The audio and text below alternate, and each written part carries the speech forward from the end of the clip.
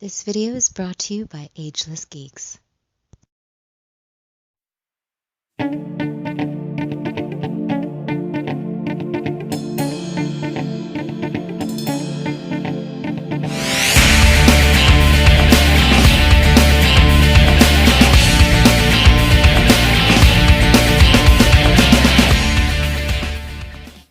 Cowabunga dudes and dudettes, this is Anthony, aka Batbomb82, and today I'll be doing a review of the Extreme Suit Batman 1/12 scale action figure from VToys. Now taking a look at the front, we can see an image of Batman. And if we turn the box around, we can see a few write-ups. And as you can tell, this is a very simple packaging. So with the box out of the way, let's crack this figure open and see what we have inside. And here's Batman out of the box. And man, this is surprisingly a really good figure. Now that's not to say he doesn't have some problems, which he does, but still, considering this is a third-party action figure, I was a little worried, but I'm glad to say I like him quite a bit. So before we take a closer look at the figure, let's take a closer look at his accessories. So Extreme Suit Bats does come with a decent amount of accessories. Starting off, he comes with 2 interchangeable head sculpts, a grapnel gun, 2 batarangs, and 4 pairs of interchangeable hands. So with the accessories out of the way, let's take a closer look at Extreme Suit Batman from VToys. Alright guys, now let's take a closer look at this Extreme Suit Batman. Now this is totally a non-licensed product. This was only sold overseas in China, and my buddies over at Ageless Geeks managed to hook me up, and this guy honestly is pretty cool. He's not perfect by any means, but he's still very, very cool, and really happy I got him in the collection.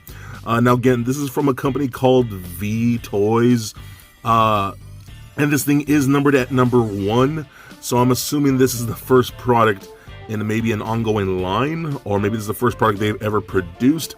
I'm not really sure, but what I'm sure of is that I actually really like this piece, and yeah, let's just check him out and you'll see what I mean here. So let's start off with the head sculpt. So we got a really nice head sculpt.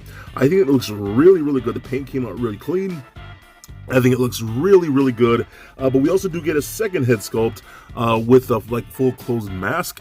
I think that looks awesome too. So I'm really stoked that we even get interchangeable heads because that closed mask looks awesome, dude. Very stealthy. I just think it looks awesome. So how the heads work, you can't just interchange them like this, but as you can see, the peg does pop out of the neck socket, and as you can kind of tell, the neck socket itself isn't all that deep. So you gotta kind of have to play with it and then fiddle out a bit, like you can fiddle around with it like that, and you could get it stuck back in there, and then you can put in the other head like that. So I think that works out really, really cool. But the rest of this suit is pretty dope, man. I really, really dig this. The whole chest area looks awesome. I love the detail going on. You can see the nicks and the dents. You can see like copper wiring under there. I love this whole thing. It's like this really cool gunmetal. And you can even see, like, I don't know if that's, he beat this type of chest plate or the ab plates right there with like a hammer, and so he shaped it. I don't know, or maybe those are just dents from seeing so much like battle wear and things like that. So I'm not sure, but everything about it looks really cool. The shoulder pads look awesome, lots of good texture in that. Oh, that looks really, really cool. Get my camera to focus on this as much as possible because there actually is quite a bit of detail in there. Even on the biceps right there, you can see all this little mechanics and gears and cogs and all kinds of cool stuff. Just very, very nice. I really do like the way this came out. The gauntlets look awesome. Seeing like things like the gauntlets is obviously really inspired by like the Arkham games. That's pretty interesting. Or the copper wiring on the knuckles looks really cool. The belt looks pretty awesome. I dig that. The pouches look good with lots of silver paint detailing on there. Looks very, very cool. We could turn to the back like this with the cape out of the way, and the whole back looks pretty awesome too. So, even if you don't want to keep this Batman with this particular body, I mean, a lot of this stuff is just almost like a very soft pliable plastic, almost like a rubber over $1 of an actual figure, but all that looks really cool too. You can see that his whole undersuit is a soft goods material, very latexy, and it's really nice because it's not super tight on the figure. It's a little loose, so which helps with articulation, so that's very nice. These thigh guards look really cool. Again, all these like pistons and things like that. The boots look crazy good. Some tread on the feet, no peg holes, but you got these mean spikes on there. I mean, that's gnarly, dude. Yeah, this looks so freaking good. I'm just kind of like gonna oogle on this for a bit because I think this looks really cool. I dig this a lot.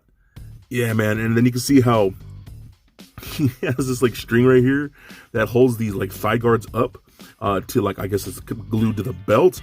So that's pretty cool. They're a little distracting, honestly, but I mean, I got over it real quick once I was posing around. It works out really, really cool.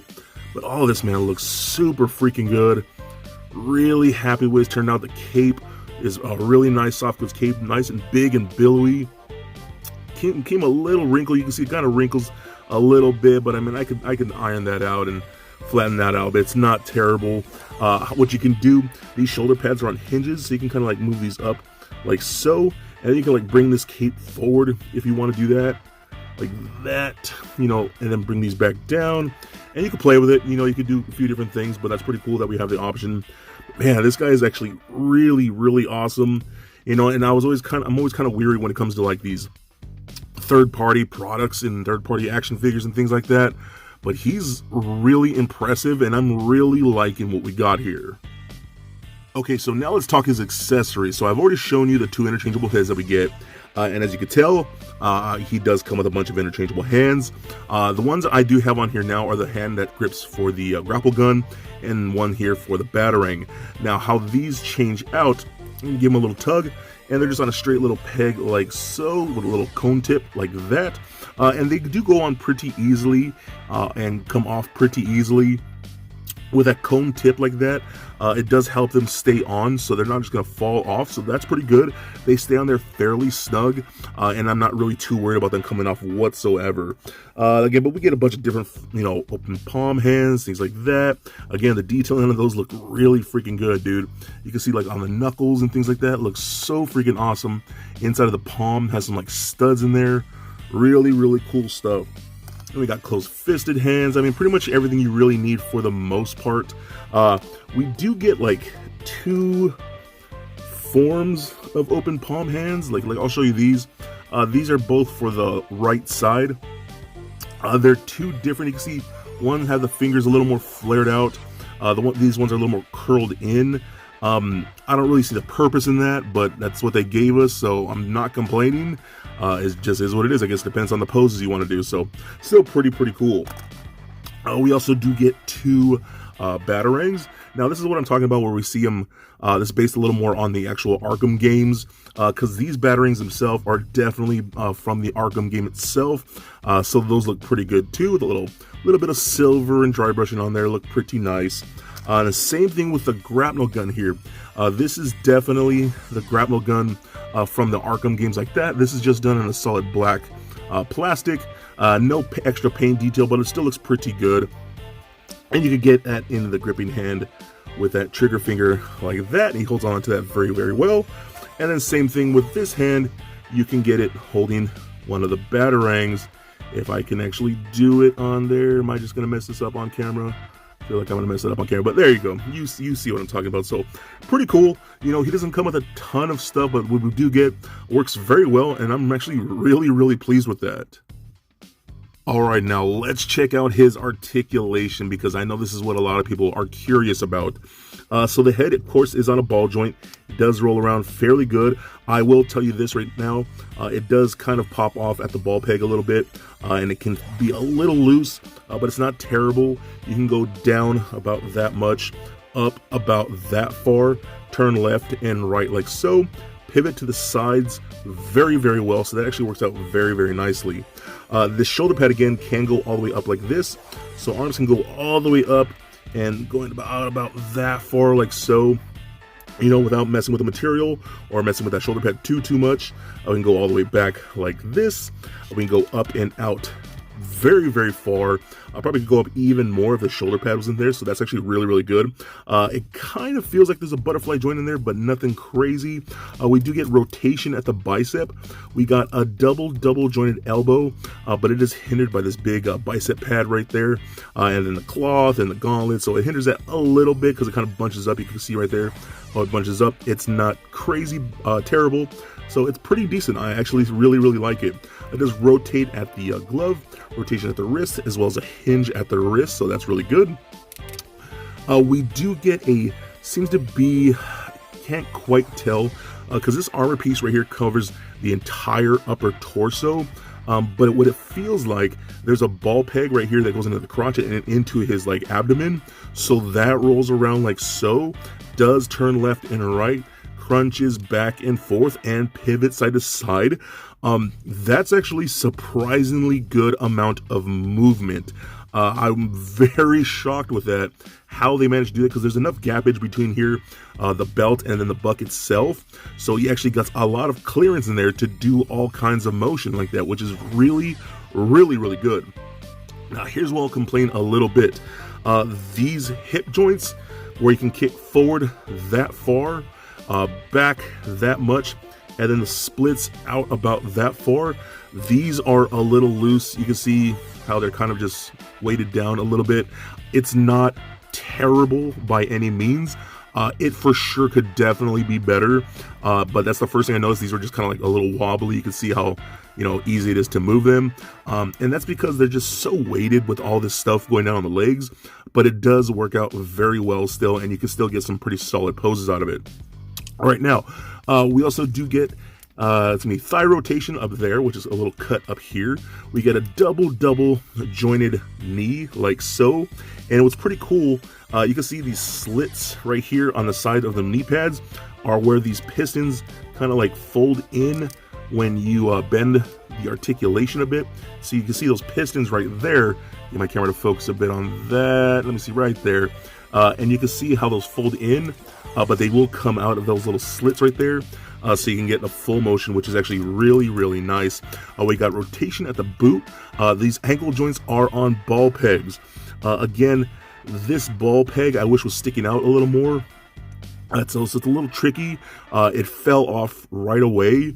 So, and it doesn't fall off easily, but it will happen when you're posing them around. So again, roll it around, up, down, pivot side to side, rotate, pretty much anything you really need to do. I wish it was a little more of an ankle pivot, but it's not terrible.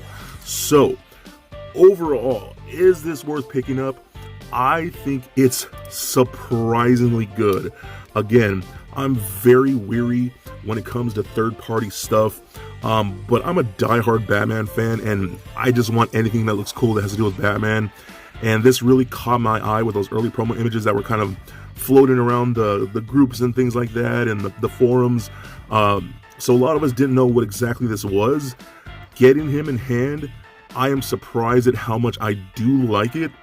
So that gives me a little more faith that if this company, VToys, whoever they are, decide to continue with this line and make another figure, I'm well worth checking it out a lot more, because this is a very good example of what they can do. And again, this is an unlicensed product, so this is definitely third party, and I actually think they did a really good job of this. So if you can find it, I highly recommend it, because without me stuttering over my words, he is definitely a must get. So for a quick size comparison, here he is sitting next to a Marvel Legends Deadpool and NECA Batman figures. And for your Armored Bats comparison, here he is standing next to an Armored Batman from Mezco and one from NECA Toys. And just for fun, here he is standing next to little Lego Bat Bomb. So there it is, guys, my review of the Extreme Suit Batman figure from VToys. Now, considering this is a third-party action figure, he's very well done, and since he's a non-licensed product, it's one of those things you have to be very wary about, because you don't know exactly the quality you're going to get. Now, surprisingly, I really like this piece, even with its faults. like loose joints, the bunched in the material, and honestly the lack of accessories, which I think could be a lot better. Now that's just me. The paint, the sculpt, the articulation is still very good, and overall, I just think he's a badass piece, and which really shocked me because again, this is a third-party action figure. Now he's extremely hard to find and was only available overseas in China. So if you're lucky enough to get one, in my opinion, the price tag of around $120 is very well worth it, and in my opinion, a definite must get. So please comment, like, and subscribe. Stay nerdy, my friends. Peace.